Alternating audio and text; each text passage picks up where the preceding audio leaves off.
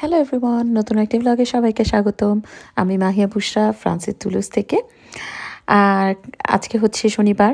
আমি এই যে বিকালে আম্মুর সাথে বসে বসে গল্প করছি আর চা কফি খাচ্ছি। আর ওই যে একটা রেসিপি দিয়েছিলাম যে কুরমুরের, ওটাও খাচ্ছি। সো কালকে প্রায় 2 বছর পর আমি কাজে যেতে হবে। কালকে যেহেতু ইস্টার সানডে, আমাদের অন্যান্য এমপ্লয়িরা অফ, সো আমাকে কাজে যেতে হবে। তো এই জন্য আমি আজকে একদম কালকে রান্নাসহ সব কিছু করে ফেলবো। সো শিং মাছ বের করেছিলাম। শিং মাছ অনেক দিন খাওয়া হয় না, এদিন বাজারে গিয়ে এনেছিলাম। তো শিং মাছ দিয়ে আলু দিয়ে টমেটো দিয়ে রান্না করব। আর বাচ্চাদের জন্য একটু ডিফারেন্টভাবে কোরমা স্টাইলে একটা মুরগির মাংস রান্না করব। যেহেতু আম্মুর কাছে থাকবে ওরা সবাই, আমি তো ধরেন যে কোনো কিছু খাইয়ে দিতে পারি, কিন্তু আম্মুর কাছে খেতে গেলে একটু প্যারা দিবে, স্পেশালি অন্য কেউ না দিলেও তারও এইটা দিবে, তাই একটু তোর মাথার ডিফারেন্ট করে মধ্যে কি? রান্না। হ্যাঁ, এটা কি হেডব্যান্ডের নিচে? Ice bag. আর তুমি আর কোনো টি শার্ট খুঁজে পাও না? তুমি এই ছিঁড়া টি শার্টটাই খুঁজে পাও। আর আইস ব্যাগ লাগাই রাখছো ব্যান্ড দিয়ে কেন?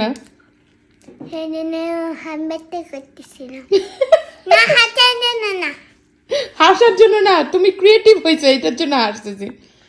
যাও তোমার শ্যাম্পুগুলো উপরে নিয়ে যাও, যাও। এই যে তোমাদের শ্যাম্পু দুইটাই তোমার, আর তোমার তারু স্টিলের, নিয়ে যাও উপরে নিয়ে যাও। আপিরগুলো তো আপি তো অ্যাডাল্টদেরটা ইউজ করে, তোমরা তো বেবি। যাও।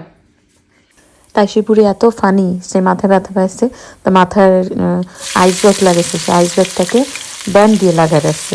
হ্যাঁ, সে খুবই ফানি কাজ কারবার করে। তো যাই হোক, প্রথমে এই শিং মাছটা বসিয়ে নিলাম।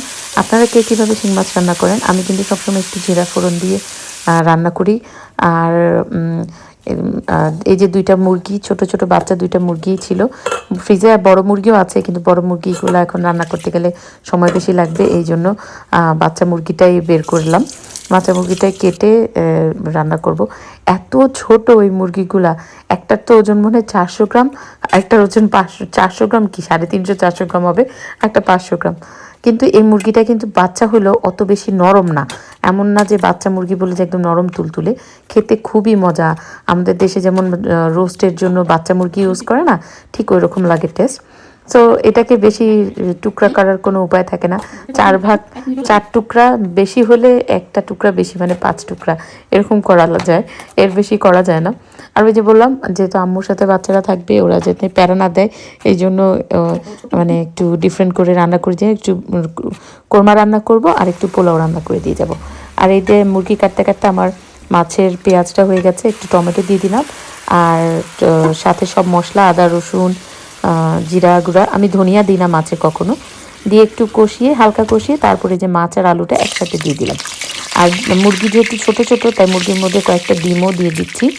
আর তিলি বেবি ডিম, সিদ্ধ ডিমটা খেতে পছন্দ করে, তরকারিতে দিলে বা এমনি দিলে, এই জন্য একটু দিলাম। আর এদিকে চুলায় আস্তে আস্তে আছে কিন্তু আমি শিং মাছটা কষাচ্ছি, কারণ শিং মাছ আমি সব সময় অল্প আছে ভালো করে কষিয়ে রান্না করি, যেহেতু এখানকার ফ্রোজেন শিং মাছ খেতে কিন্তু যদি ভালো করে কষানো না হয়, আমার মনে হয় যেন খেতে বেশি ভালো লাগবে না।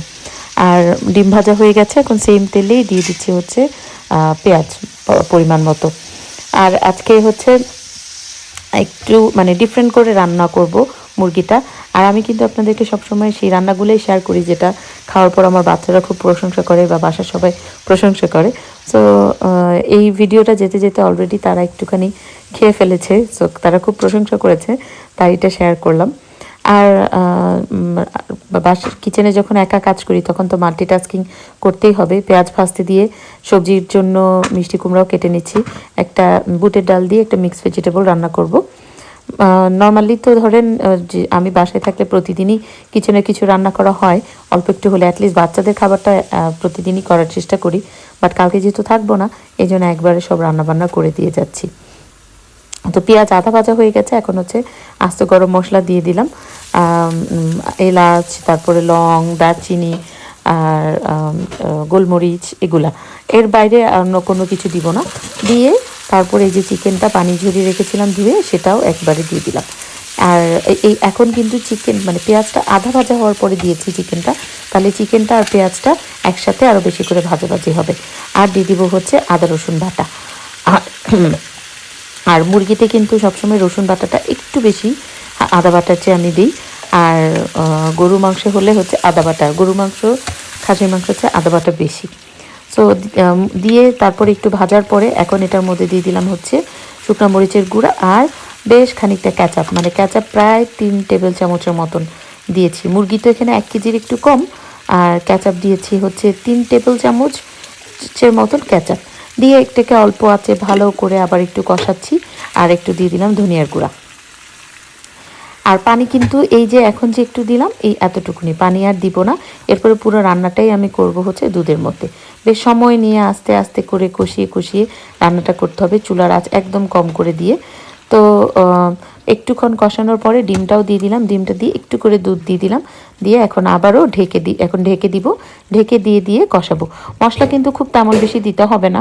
আর এদিকে শিং মাছটাও আমার প্রায় হয়ে এসেছে, এখন ঝোলের পানি দিয়ে দিব আর সাথে দিয়ে দিলাম অনেকগুলো কাঁচামরিচ, কারণ শিং মাছ বাচ্চারা খাবে না, তাই এটা বেশ ঝাল ঝাল হবে। আর এইদিকে মুরগির মাংসটাও কিন্তু কিছুক্ষণ পরপরই একটু করে নেড়ে দিতে হবে। আর যদি একটু ঝোলটা কমে যায় তাহলে আরেকটু করে দুধ দিয়ে দিতে হবে। আমি যেটা বললাম, যেটা একদমই কোনো পানি ইউজ করিনি। যদি টক দই থাকতো তাহলে হয়তো বা দুধটা দিতাম না। সো এরকম করে বেশ খানিকক্ষণ ধরে কষানোর পরে চিকেনটা কিন্তু অলমোস্ট হয়ে এসেছে। এখন এটার মধ্যে একটু গরম মশলার গুঁড়া আর দিয়ে দিব হচ্ছে আপনার ফ্রাই দিয়ে আরও কিছুক্ষণ এটাকে অল্প আঁচে রান্না করব। এরপরে নামানোর আগে এটার মধ্যে দিয়ে দিব হচ্ছে ফ্রাইড অনিয়ন আর ঘি। চিকেনটা সিদ্ধ হয়ে যাবে কখন এটা কিন্তু আপনারা নিজেরাই রান্না করতে করতে বুঝে যাবেন, তবে একটুও পানি ইউজ করবেন না, পুরো রান্নাটাই কিন্তু দুধ দিয়ে করবেন। সো এই যে মশলা থেকে তেল ছেড়ে গিয়েছে, চিকেনটা একদম মাখা মাখা হয়ে গেছে, তার মানে আমার চিকেন রান্নাটা হয়ে গেছে। আর আপনারা কিন্তু এখানে চাইলে একটু বিরিয়ানি মশলাও অ্যাড করতে পারেন, বাট আমি আজকে করিনি, আজকে সিম্পলভাবে করলাম। আর এদিকে সবজিটা রান্না করার জন্য সবজিগুলো একটু ভেজে নিচ্ছি। সো আমার রান্না ডান, শিং মাছ, এই যে চিকেন আর সবজি দিয়ে ডাল সব কিছু রান্না করে রাখলাম। সো কালকে আর আম্মুর কোনো কষ্ট হবে না আমি কাজে গেলে।